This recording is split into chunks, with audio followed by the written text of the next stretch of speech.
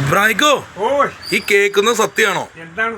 അതായത് ഒരുപാട് പേര് പറയുന്നു, അതായത് ഒരുപാട് വീട്ടമ്മമാരെ കുടുംബശ്രീ പ്രവർത്തകരൊക്കെ സോപ്പ് നിർമ്മിക്കുകയെന്ന്. അതും നമ്മുടെ ഋതം സോപ്പ് ഹൗസിൽ നിന്ന് അതിനുള്ള പൊടി വാങ്ങിയെന്ന്. നേരാണോ? അതിന്റെ കൂട്ടുണ്ട്. ഇതെന്ത് കയ്യിലെന്താണ്? അതിന്റെ കൂട്ട്. ദൈവമേ, ആണോ?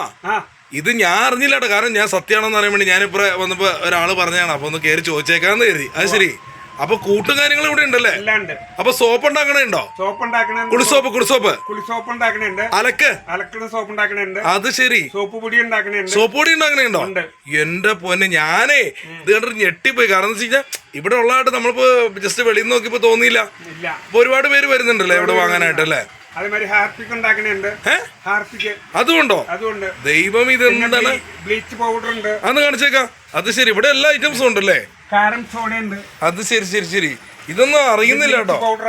അത് ശരി. അപ്പം അത് ശരി. അപ്പൊ നമ്മുടെ വീട്ടമ്മമാർക്ക്, അതായത് സ്വന്തമായിട്ടൊരു വീട്ടിലിരുന്ന് തൊഴിൽ ചെയ്യാം അല്ലെ?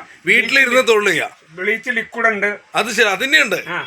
അപ്പൊ എല്ലാം ഈ സോപ്പുകളുടെ എന്ത് സംഭവം ഉണ്ടാക്കണേ നമുക്ക് ഋതം സോപ്പ് ഹൗസിൽ വന്നു കഴിഞ്ഞാൽ കിട്ടൂലേ? അപ്പൊ നമ്മുടെ കീച്ചേരിപ്പടിയിലാണ് സ്പോട്ട് വരുന്നത്. ഇപ്പൊ മോട്ടോർക്കാർക്ക് അറിയാം, നമ്മുടെ ഇബ്രാഹിക്കയുടെ കടയെ കുറിച്ച് അറിയാം. പഴയ കാസറ്റ് ബാത്റൂമിന്റെ ബ്ലോക്ക് ഉണ്ടായാലും അതിന് ബ്ലോക്ക് മാറ്റാനുള്ള സംവിധാനം ഉണ്ട്. അതെങ്ങനെയൊക്കെ? അത് കാസ്റ്റിക് സോഡ അത് ഒഴിച്ചാൽ ബ്ലോക്ക് ഒക്കെ മാറി കിട്ടും. 10,000 രൂപ മുടക്കണ്ട. 150 രൂപയിൽ തീരും. എന്റെ പൊന്നെ, ഇതൊക്കെ മറ്റുള്ളവർ അറിയണ്ട കേട്ടോ. ഇത് കാരണം 150 രൂപയ്ക്ക് തീരുന്ന പറഞ്ഞ സാധനമൊക്കെ. അപ്പൊ എല്ലാ 10,000 തീർന്ന്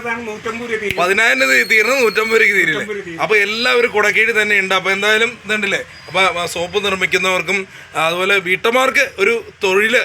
ഇനിയിപ്പോ വേറെ ജോലി തേടി പോകണ്ട, വീട്ടിൽ തന്നെ ഇരുന്ന് ചെയ്യാം സമയം അനുസരിച്ച്. കാരണം എന്ന് വെച്ച് കഴിഞ്ഞാൽ അവർക്ക് അതിലെ പ്രൊഡക്റ്റ് നിർമ്മിച്ചു കൊടുക്കാം അല്ലെ?